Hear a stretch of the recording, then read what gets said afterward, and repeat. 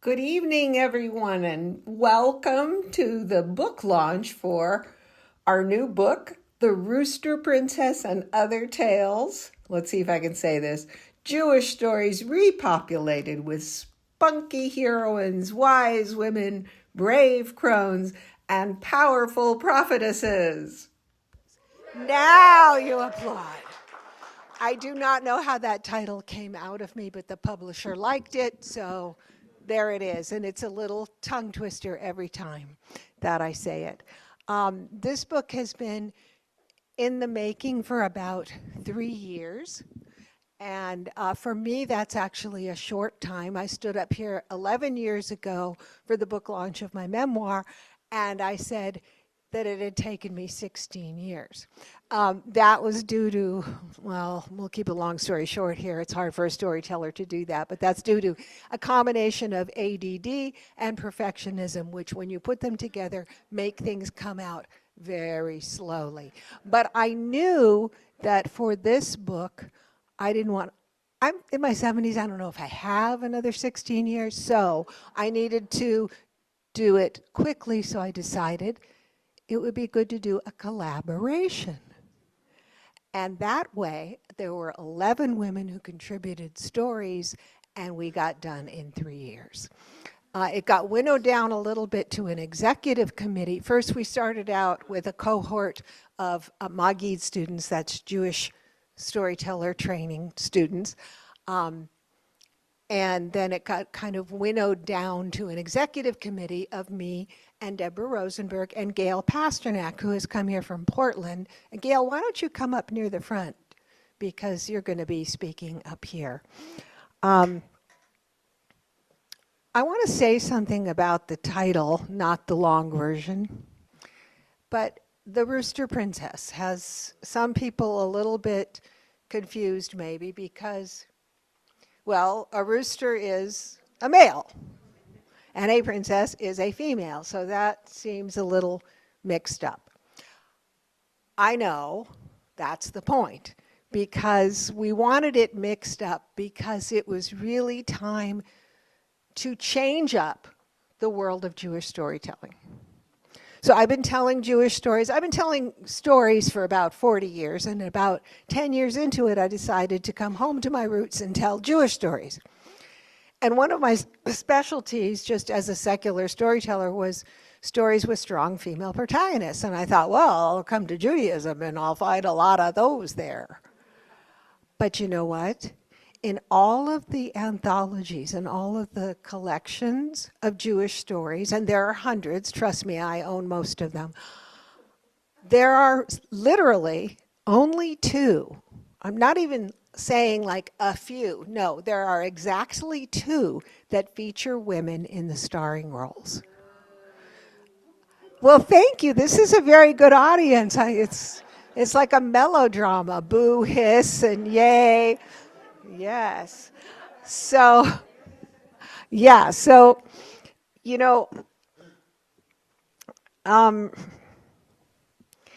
it's ironic that there are only 2 collections of strong women Jewish stories, because Jewish women are famously strong, right? But we have been written out of our folk literature because it was written down by men. And we're not the only culture to have done that, believe me. I'm not singling out Jews here. But it seems a little more ironic because of the strength and dominance that Jewish women are famous for. But we've been, a lot of other things have been modernized and feminized in Judaism. Okay, so we have women rabbis, of course. They're ordained more and more. In fact, 2 of them live here in the valley. One of them, our new rabbi, Rachel Goldberg, will be here soon. The other one had to make a quick trip to Scotland to take her daughter to college. But there are lots of women rabbis. There's feminist interpretations of the Torah. There's all kinds of things that have been feminized, except for the stories are still predominantly male. And the turning point for deciding to write this book came during my last cohort of Magid students, and I'm going to translate that into English. What that means Magid training is Jewish storytelling and Torah teaching. So David, my husband, and I have been doing that kind of training for years. And in the last cohort, we were in the middle of Baal Shem Tov stories. And the Baal Shem Tov is the holy rabbi, the founder of Hasidism. And there's lots of stories about the Baal Shem Tov, about the holy, holy Baal Shem Tov. And one of the students said to me, you know, these stories are not just all male, but some of them are downright sexist. And something clicked in me. And I thought, well, I have to do something about that. Now, I had been surreptitiously slipping in female characters, and I suspect there are plenty of other women storytellers who have done this as well. I'd been slipping in females. My criteria was if it didn't change the plot or the meaning or the basic values in the story, that it was okay to slip in a woman. But I had never committed it to print. And when I heard this, I thought, okay, this is time to do something. So when this cohort was done, I said to the 5 women in the cohort, what would it be like to collaborate on a book of Jewish stories where we take these stories that we love, right? And we change them to stories that star females instead of males. You could do about 5,000 of those and you still wouldn't balance out the ones that are all male. And they, of course, said yes. There's something else that I wanted to mention. So as a storyteller, I'm not used to using notes. So, this may sound like a stupid question, and it sounded like a stupid question when my friend Mary asked me this from Denver. She said, why? What's the difference? Why? I mean, they're great stories anyway. What's the difference if they have females in them or they don't? And I thought, isn't it obvious? She said, do women have some kind of secret sauce or something? And well, the answer to that is yes, we do. But also, I'm going to take you just for a moment to Storytelling 101, which is that listeners, absorb the lessons from a story by identification with the story characters. That's very basic. You can read Carl Jung or Bruno Bettelheim to learn more about it, but you could just trust me. It's true. So if half of the audience can't identify with the characters, cannot see themselves in the story, then they're missing out on absorbing the wisdom of our culture.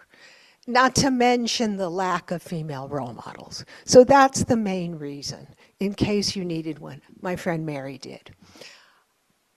But anyway, we have done it, and this is a picture of the 11 of us that contributed stories to this book. 4 of us are here tonight, and we're going to hear a few stories from the book. So appropriately, the very first story in the book is called Sarika and the Magic Pomegranate. What's appropriate about it is Gail Pasternack has come all the way from Portland to tell this story and be here with us tonight. And Gail is going to tell the first story, Sarika and the Magic Pomegranate Seed.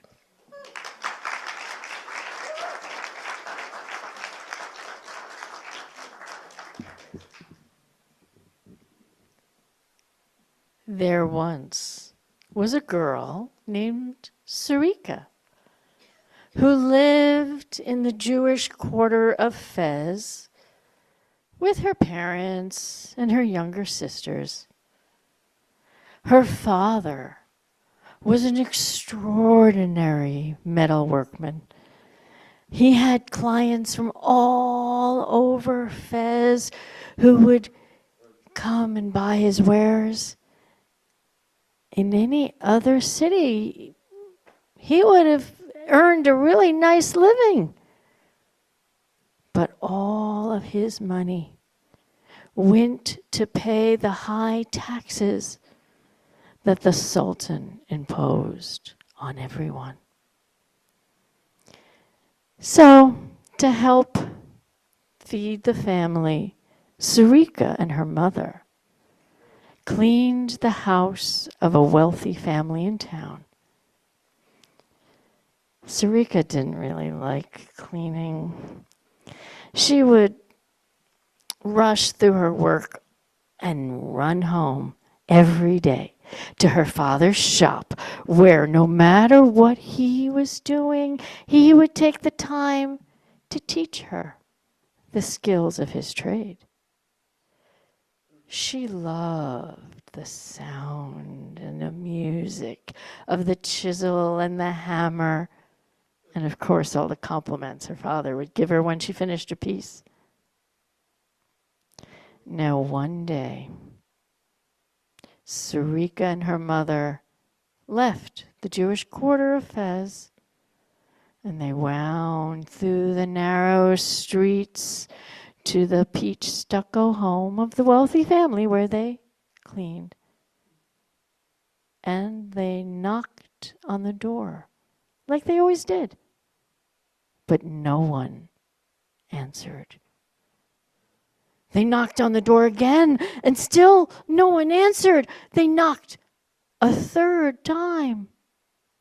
But this time, the woman of the house opened the door, but she stood in their way and would not let them enter. "I'm sorry. My husband has been arrested for the crime of questioning the Sultan in public." And then she closed the door. Sarika tugged on her mother's sleeve. But the money that she owes us, so we need that. It's market day. "Well, I guess we're just going to have to barter." And so they went to the center of the town where all the vendors had set up their stalls, and they went to the fishmonger.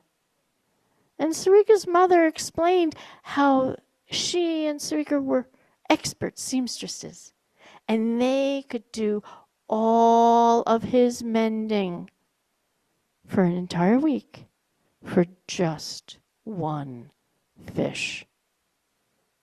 "Move along," the fishmonger said. And so they went to the baker.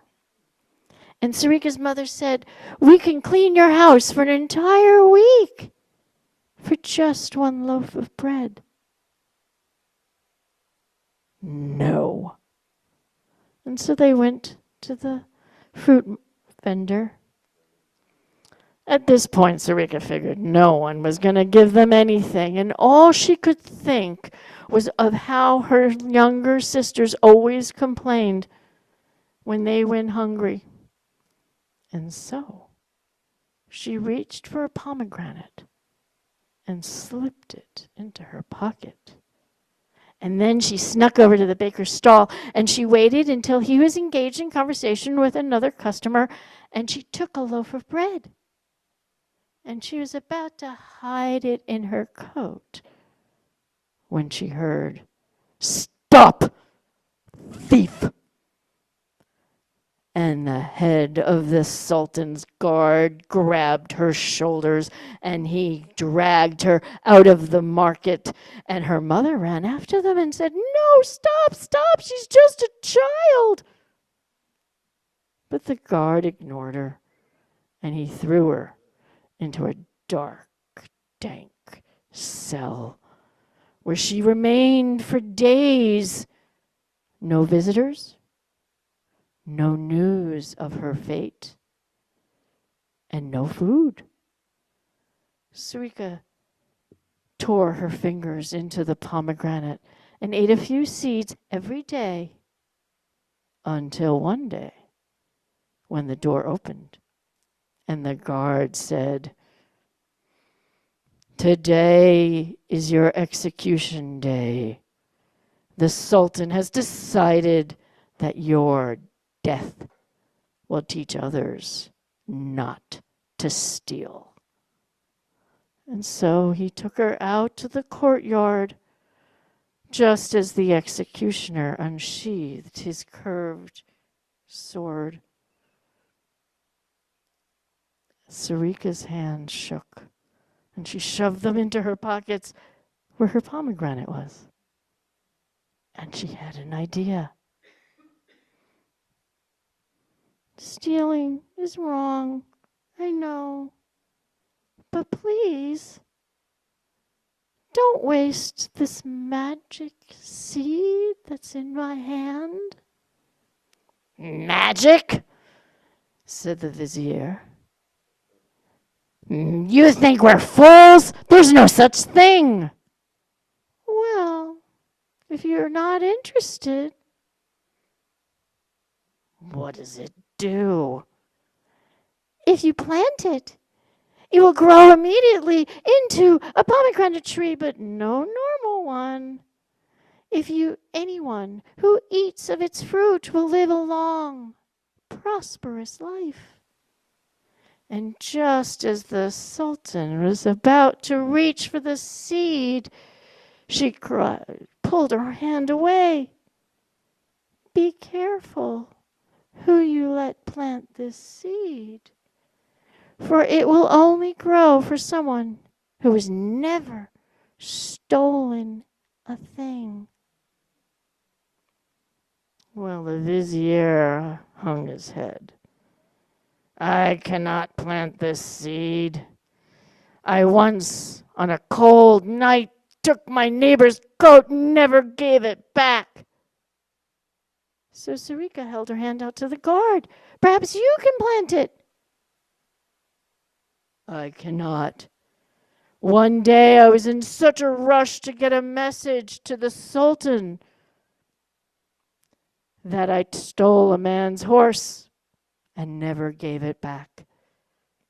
Well, perhaps our exalted leader will be able to plant this seed.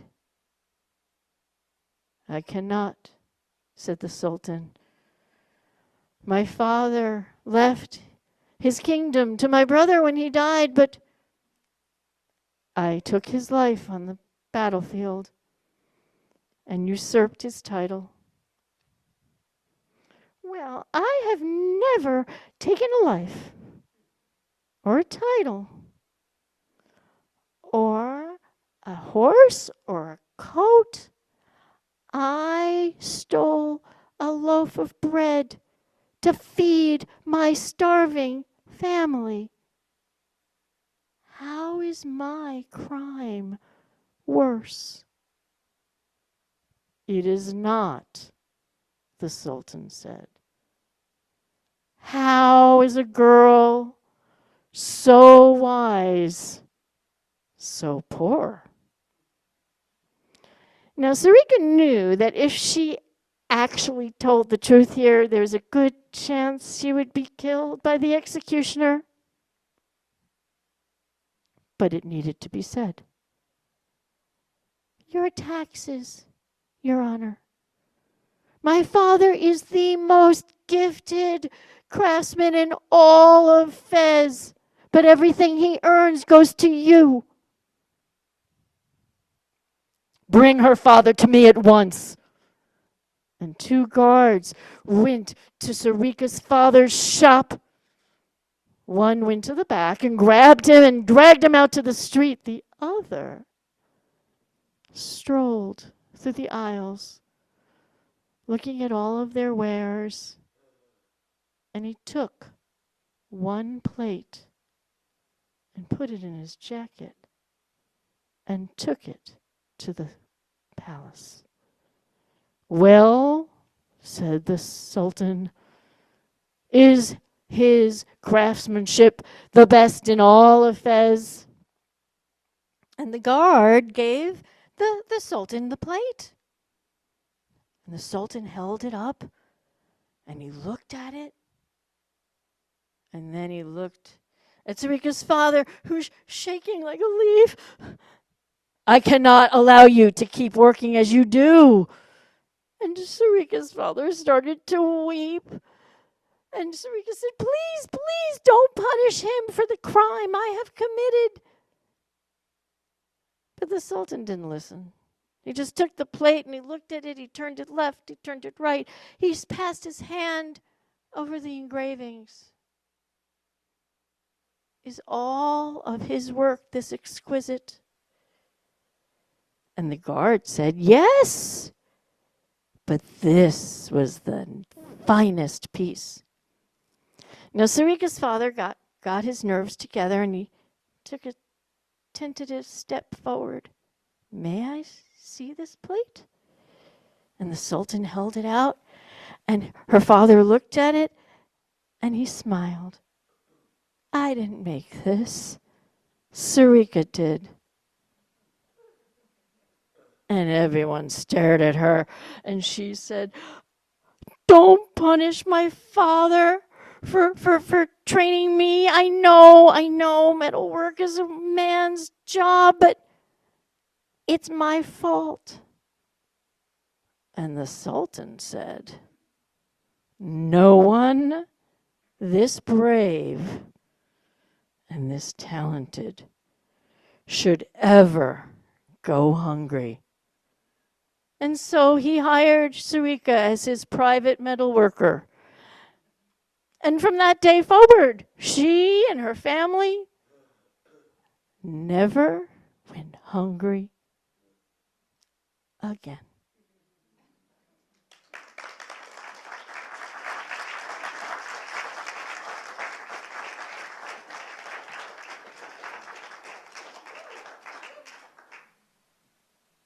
That's how we started off our book.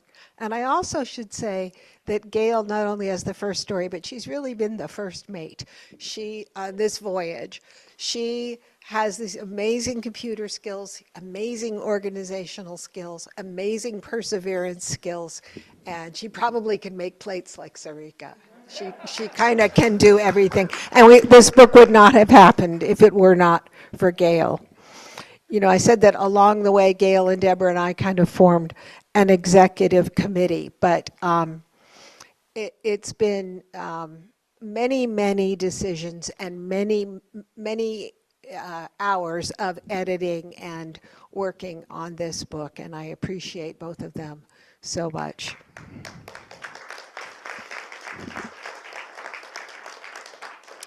And I also want to say that to mess with something so sacred as the sacred stories of our tradition was a little bit, and to put it in print is a little bit scary. Like we thought perhaps God would rain wrath down on us, but so far she hasn't. So I'm going to tell you, I'm the next storyteller, and I'm going to tell you a story from the middle of the book. And this is one that I took from one of the two books of stories of Jewish women by Yitzhak Buxbaum of blessed memory, and it's called Jewish Tales of Holy Women. But in his version, well, the man gets the last word, but not in this version. Once, Rabbi Yeshaya of Poland had a wife who was always giving him trouble. What was she doing? She was always praying. Now that doesn't sound so bad, right? But she would walk around all day long with her nose in a prayer book, just muttering to herself in her own world of prayer. And Rabbi Yeshaya would get up in the morning and he would go to shul and he would lead prayers in the synagogue, and then he would come home and he'd say, Chava, what's for breakfast? And she'd say, shh, can't you see I'm busy? I'm praying, go away. Well, he would go and he would do his rabbi things, and then around lunchtime he would come back home and he would say, Chava, it's lunchtime. What are we having? And she said, I don't know what we're having. I am busy. I am in the middle of reciting Psalms. Don't interrupt me. Well, it didn't go any better at dinner time. Dinner time came and he said, so, Chava, tell me, what are we having for dinner tonight? And she said, I'll tell you, I don't know because I'm busy. I'm praying. Can't you see I'm busy? Don't interrupt. It didn't work any better. Bedtime, he'd say, how about you make us a little cup of tea? And she said, how about you make your own cup of tea because I am busy. I am still praying. Well, one day, maybe he decided to beat her at her own game, so he came in with a book of his own, and he said, Chava, look here. She said, so? And he said, well, it says here, the sages say, who is a good wife? One who follows the will of her husband. And she said, oh, well, you think I don't know what the sages say? The sages also say that anyone who is occupied with doing a mitzvah is exempt from doing another mitzvah. And I am always doing a mitzvah. I'm always praying. So I am exempt from doing the will of my husband or anybody else. Well, undaunted, he came back the next day with another book, and he said, Chava, look here. It says in the book of Exodus, all of the women, all of the pious women whose hearts were stirred with wisdom. And she said, what about all of the women? All of the women were engaged in the building of the temple at Sinai. And she said, so? No. And he said, so it also says here, and he flipped over several pages, in the book of Esther, all of the women, note the parallel phrasing, all of the women in all of the households shall do the bidding of their husbands. And she said, really? And he said, yes. And that means, with the use of parallel phrasing, that means that all of the women, even the women who are occupied with the building of the temple at Sinai, shall do the bidding of their husbands. And she said, really? Really? You're quoting me from the scriptures? You think I don't know the scriptures? That's the part in the book of Esther where King Ahasuerus, where his friends convince him to kill his wife Vashti because she won't do his bidding and she won't dance naked before his friends at his party. Is that what you want? You want to kill me? And he said, no, I don't want to kill you. Well, then what do you want? I want to eat. I'm hungry. And she said, I'm hungry too. And he said, could you show me how to make an egg? And she said, yes. And they went into the kitchen. And while she showed him how to scramble an egg, they talked about different points of Torah, and then they ate a very hearty meal together. And after that, they would cook together at every meal and argue vigorously over points of Torah. And I am told that neither one of them ever went hungry again. I just want to tell you how this, a little bit about how the ending of this was before. Buxbaum says, it ends with the husband admonishing his wife with words of Torah to show her that pious women are not exempt from serving their husbands and doing their will at every hour and time. And after his version, Buxbaum says, the tale is told from the man's side and does not record Rebbetzin Chava's response to her husband's final comment. It seems unlikely that she agreed with him. If she had, her submission might have been noted. Perhaps her retort was censored, or she let him have the last word. Well, I decided it was time that she had the last word.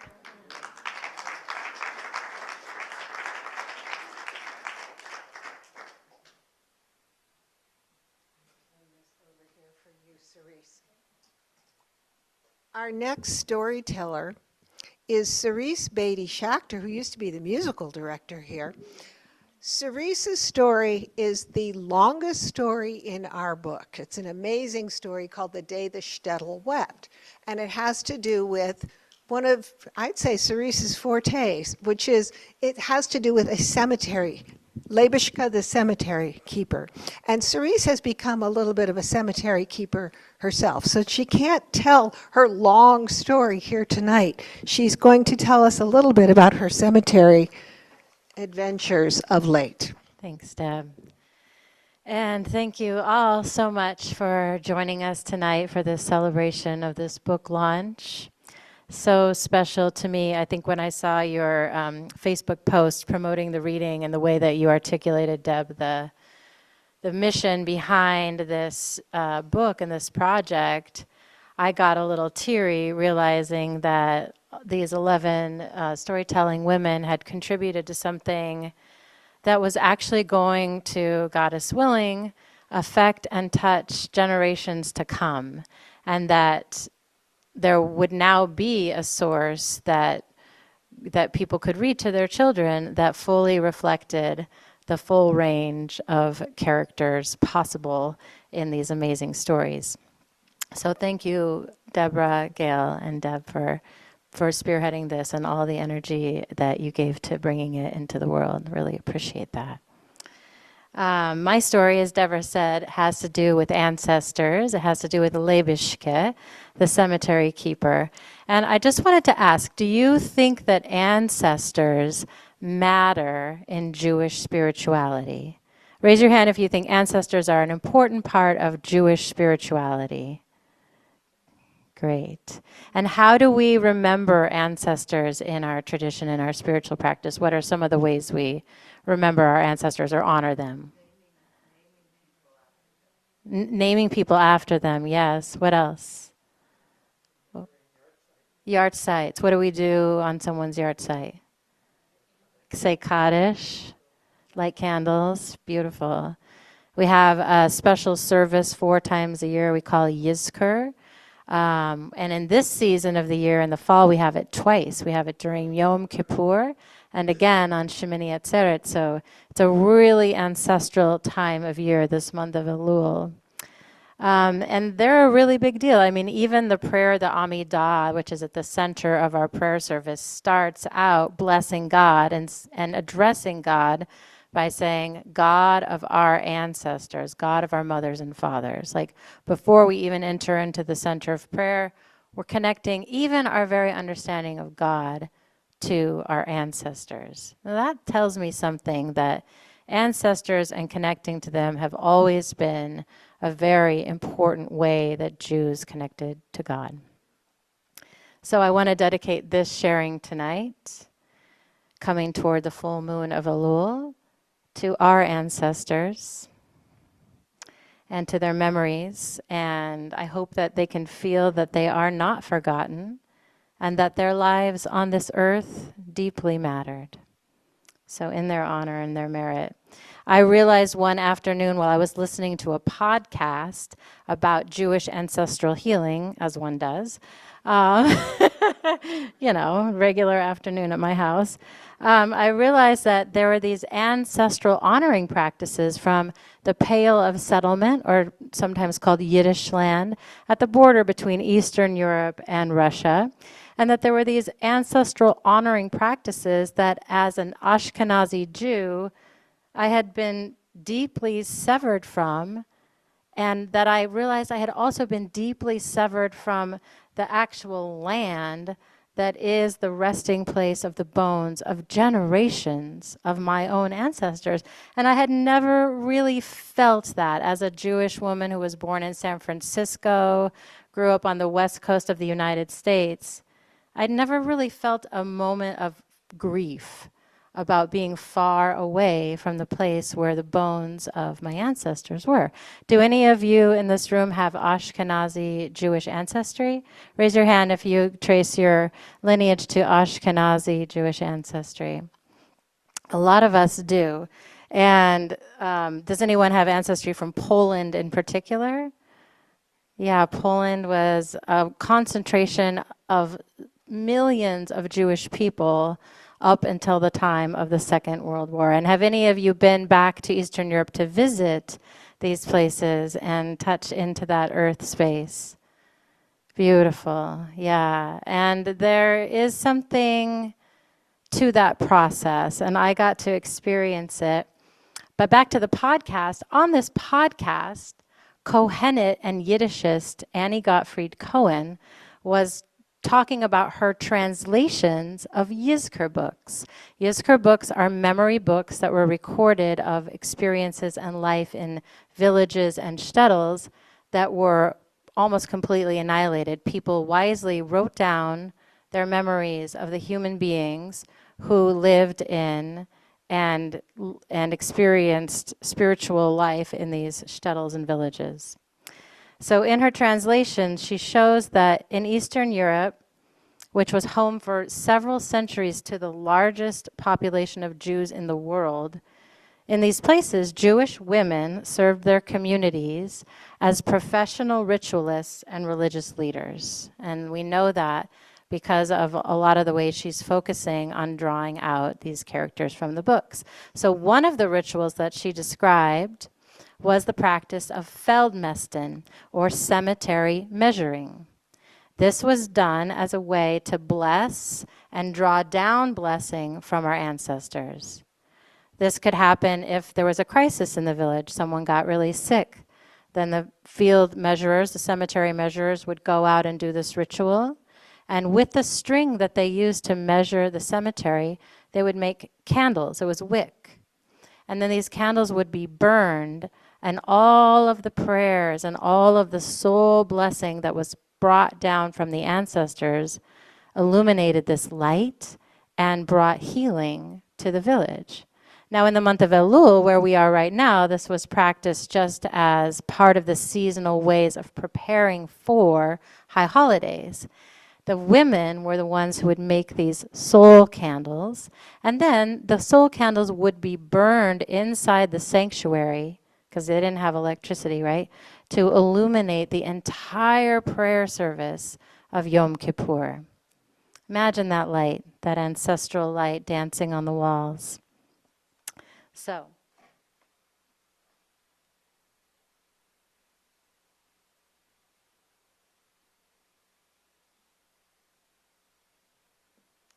I'm going to show some slides. This is a slide that is a photograph of women in Belarus practicing Feldmesten, or cemetery measuring, probably around 1890. This photo probably comes from that era. And you can see the woman in the middle is holding two spools, and then the women on the outsides are taking that wick as they walk and pray together and wrapping it around a stick as they pray.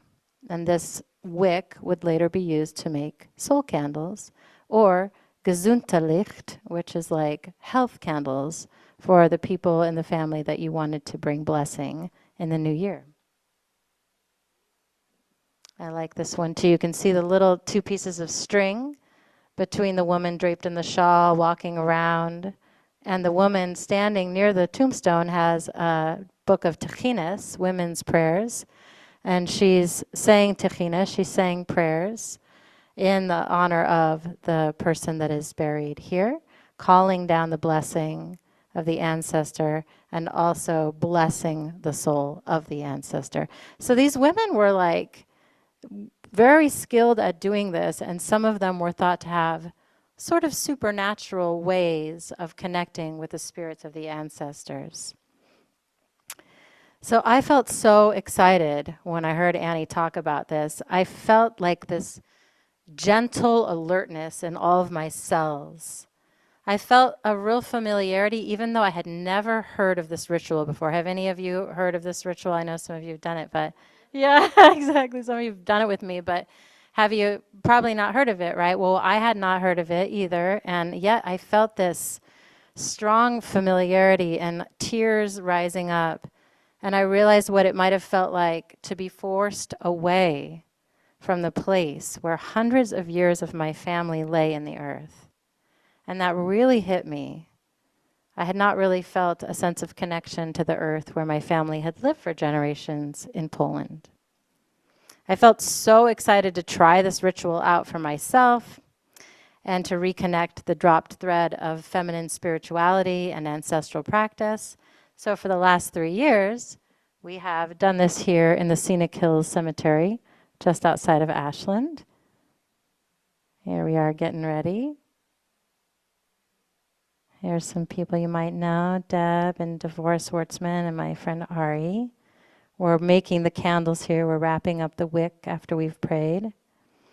Here's Deborah Miriam praying out in the field. So we've gone out to the cemetery here, and we've walked and wrapped and prayed and made candles.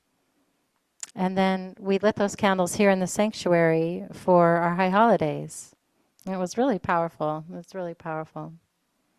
So one of the characters who's mentioned in the Yizkor book of Kremenets is Levishke, the cemetery measurer, the professional mourner. This is the woman who could really open the heart and get tears to flow for people. And that was seen to be very important in our mourning practices.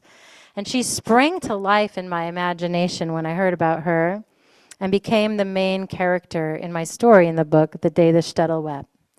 Well, little did I know when I started writing the story years ago that I would have the opportunity to go and experience Feldmesten, cemetery measuring, in fields and rituals of my own forgotten homelands. In the first half of this year, I spent 7 months with a cohort of 15 people preparing for an Ashkenazic ancestral pilgrimage to Poland, which we just did in July for 2 weeks.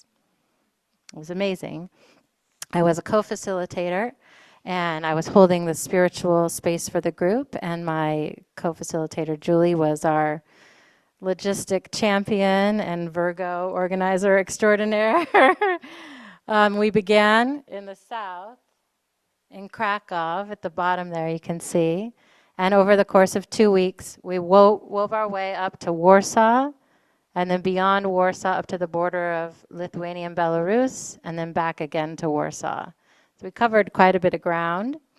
And one of the places we visited in Warsaw was called the Okapowa Cemetery. This is the second largest Jewish cemetery in Europe.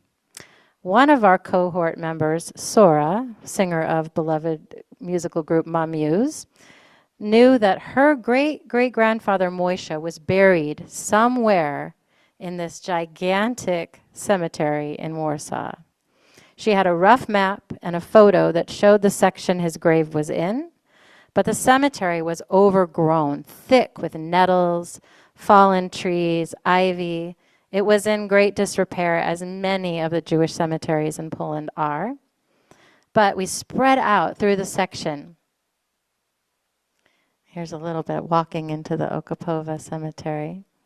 We spread out through the section where we imagined the grave was, and we sang a chant of ancestral blessing, and after about 10 minutes, one of our friends, Suzanne, called out, "I think I found it." And we murmurated over to where Suzanne was standing and helped to clear away plants so the matseva, the tombstone, could be more clearly seen. There's Sora clearing some branches. You can see the cemetery is kind of just in disrepair. And indeed, we had found the grave of Moishe Elohim, Sora's great-great-grandfather. And there he was. It was him. It was Moishe. I spooled the wick, and Sora began the ritual. We offered spontaneous prayer to Moishe's soul. And we wept as Sora wrapped the stone and grave with wick that she would later use to make candles for sacred rituals. A portal opened in that mossy, overgrown cemetery. For Sora and her beloved ancestor, they made a connection, a kav, align so that blessing can flow more easily in both directions. This was such a deep tshuva and tikkun in her family, as no one had visited this grave in generations. Here we are saying Kaddish at Moishe's gravesite.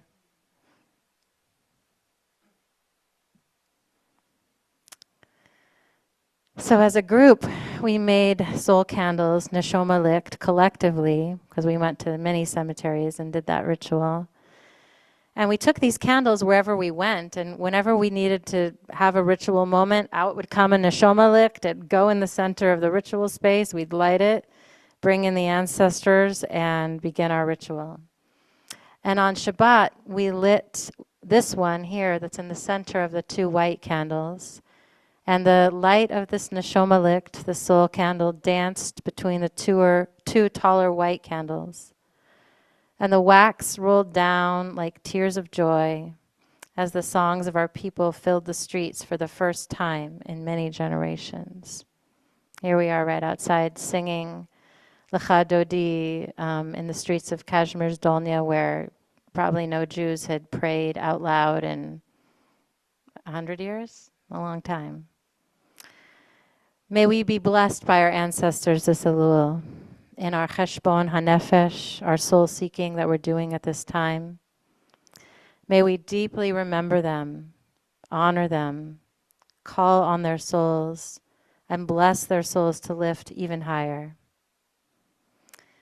If you want to join us for the ritual this year, we're doing it on September 14th, Scenic Hills Memorial, 10:30 a.m. Of course, be in touch. I'll help you connect to that. We'll bless, we'll measure, we'll pray, we'll make candles.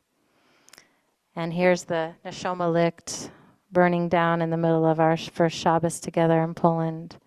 And I really could feel just the ancestors illuminating and presencing themselves in our time together there.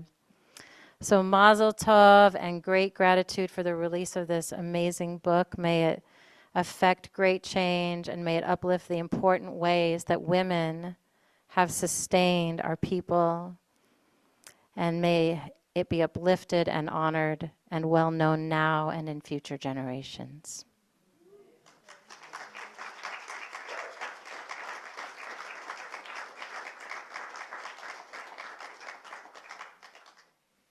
Thank you, Cyrise. Cyrise's story, as she said, has to do with Lebeshka, the cemetery keeper. And I wanted to say that there are all kinds of stories in the book, not just stories, classic stories that have had characters replaced by females. There are many original stories and personal stories in there as well. And our next storyteller is Deborah Rosenberg, with an original story. And I want to say before she tells it that, you know, in all these videos that I'm talking about it, I'm saying that we're going to inspire future generations to come. But I also think that the work that we're doing with ancestors is fixing something as well from the past, is healing ancestors. I know that sounds a little woo-woo, but this is Ashland, so you can handle it. And Deborah Rosenberg's story is also about fixing ancestors, and it's an original story.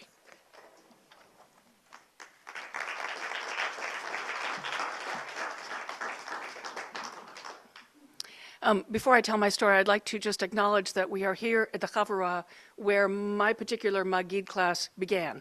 The first time we met in person was in this very sanctuary where I met Gail Pasternack and many other people. And here we are launching the book in the place where, in some ways, it was born. My brother was coming to visit, and I didn't really have a guest room. My cousin had moved out not that long ago, and she needed the furniture, so she took it with. The room had essentially been empty for a year, nothing but a monstera plant and a sewing machine. Something had to be done. I needed a bed, I needed furniture. I looked online. It was COVID. IKEA was out of everything. Everything was out of stock. So I confessed my frustrations to my extremely talented sweetie, Nick, sitting right there, and he said, let's build a bed. I said, build a bed? Sure, let's build a bed. So we did. Went to the lumber yard, we bought cedar and fir, and we handcrafted a beautiful, comfortable, simple piece of furniture that was going to do beautifully for the guest room. We outfitted the rest of the room, mattress, bedding. Finally, I found a perfect rug, and in the end, I hung a pastel done by my mother, Carol Rosenberg, on the wall that finished the room perfectly. The room was ready. One night I couldn't sleep. I lay restless, and I thought about the blessings of my life. I thought about my comfortable home, food in the refrigerator, tools in the garage. I had a great job. I had wonderful friends, a loving family, and a supportive community. I thought about all I had, and I remembered an ancestor. I had seen her in a vision, standing in front of an empty, cold hearth, just a few ashes, saying there'd ever been a fire there. She was swathed in layers and layers of grimy, filthy clothing. You couldn't tell where one layer ended and the next began. On her face was despair and loss and grief.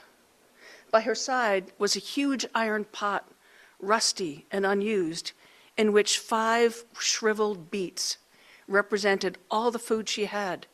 She had no larder. There was no more. This was all she had to feed her 5 children and her very bitter husband. I thought, perhaps I can help.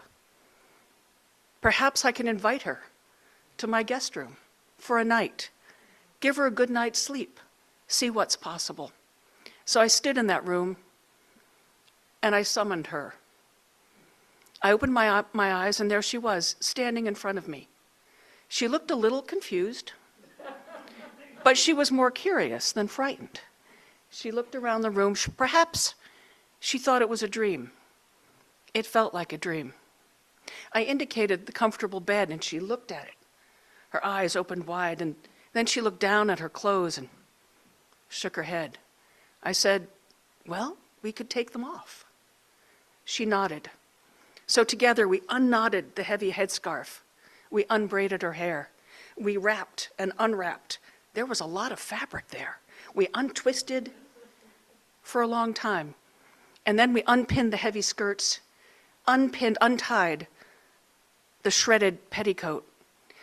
We slipped her out of the linen shirt. She was wearing a chemise and little bloomers. I unlaced her cracked, broken, too big boots and pulled off her holey socks. She looked at me in wonder. I pulled back the covers of the bed. She looked at me, she smiled, and she slipped under the covers. I covered her up and I touched her hair. She fell asleep almost instantly. I had the sense she hadn't had rest, possibly in years. Now that she was asleep, I got to work. Unrestrained by the bonds of physics and reality, I washed her clothes, all of them, magically, and I mended them. I mended the rips, the tears, I lengthened, I measured, I added, Finally, the clothes were ready. They were gleaming. I didn't realize there was color in those clothes. I thought they were gray and brown. I laid the clothes aside and I looked at the boots and the socks. They were not salvageable. New boots had to be summoned. So I did. I organized some tall, gray, soft wool socks, not the itchy kind, the good ones. And I looked at her feet and thought, oh, size 8, of course. And I conjured some beautiful, oiled, tall leather boots that laced, and they were flannel lined with good soles. They would keep her warm, they would keep her dry. The clothes were done, still she slept. I looked at the iron pot. It was a sorry sight. I looked at the shriveled beets, and I had an idea. I asked the pot to renew some vegetables. I said, I filled it up. I filled it up with the kind of vegetables that grow where my great-great-grandmother lived. Potatoes and onions and cabbage and carrots, nutritious, lovely fresh vegetables. I asked the pot to help me. I asked it to renew every time the pot emptied. And I thought while I was at it, I would ask it to keep its own fire burning and bank the coals at night to keep the house warm. The pot readily agreed. It had suffered too. When morning came, she woke up, sat up in bed. Her cheeks were rosy, her eyes were bright. She looked at me in wonder. I kept watch in the night like you do. I said, "Are you hungry?" She nodded, of course.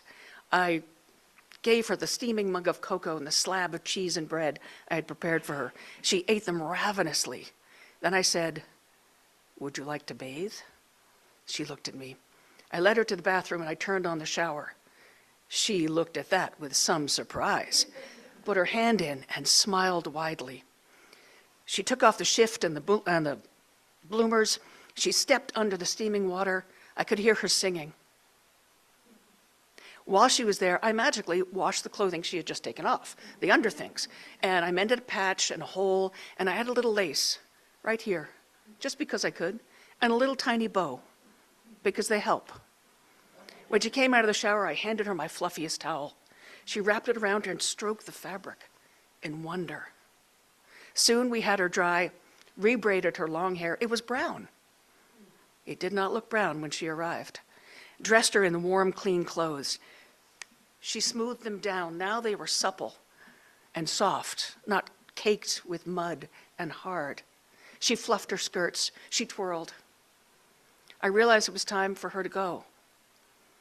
So I stood before her, and we looked in each other's eyes, and I realized hers were the same color and shape as mine, the same shape and color as my father's.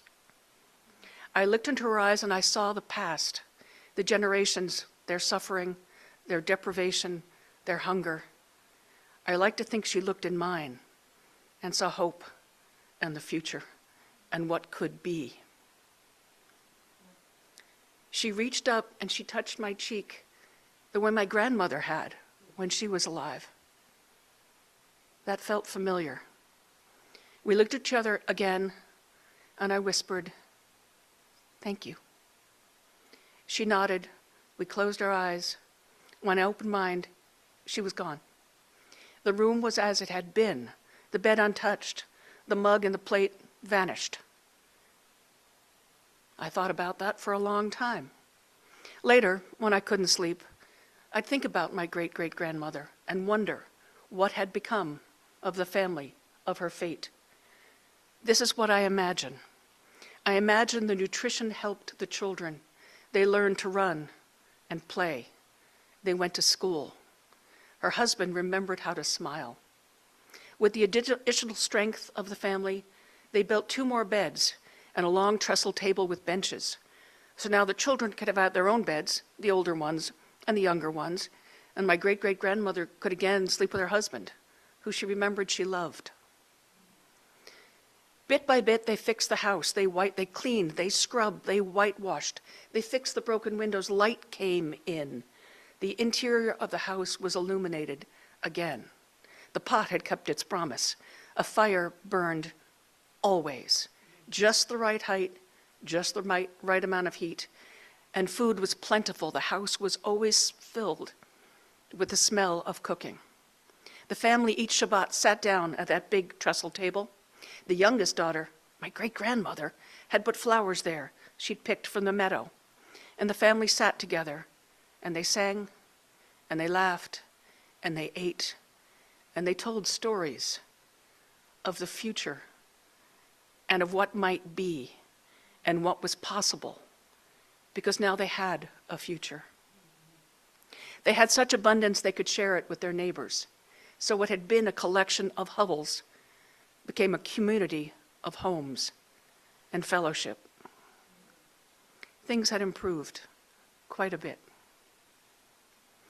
You might say, do you really think your great-great-grandmother spent a night in your guest room?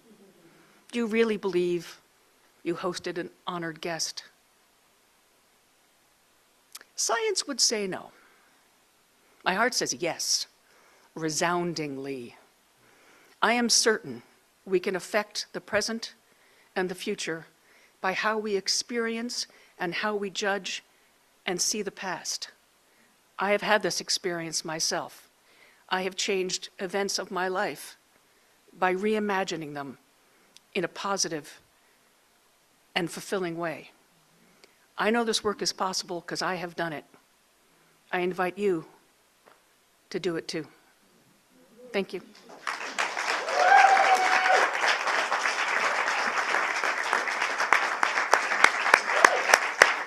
Thank you, Deborah.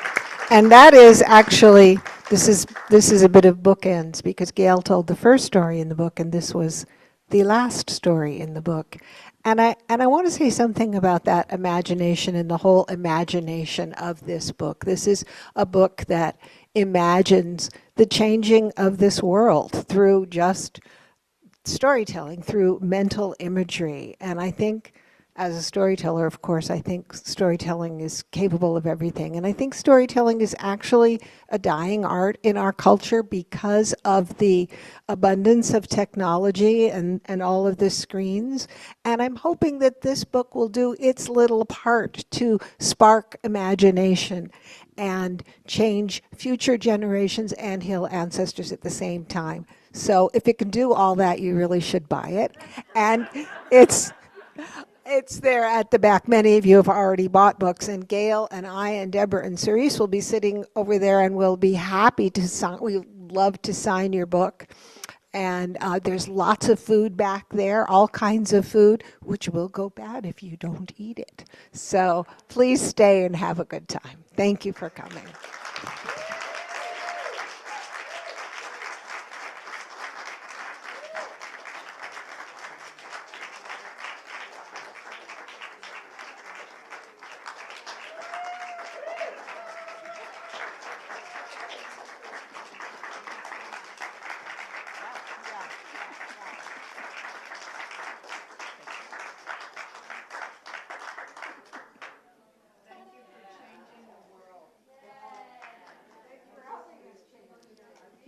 Born again.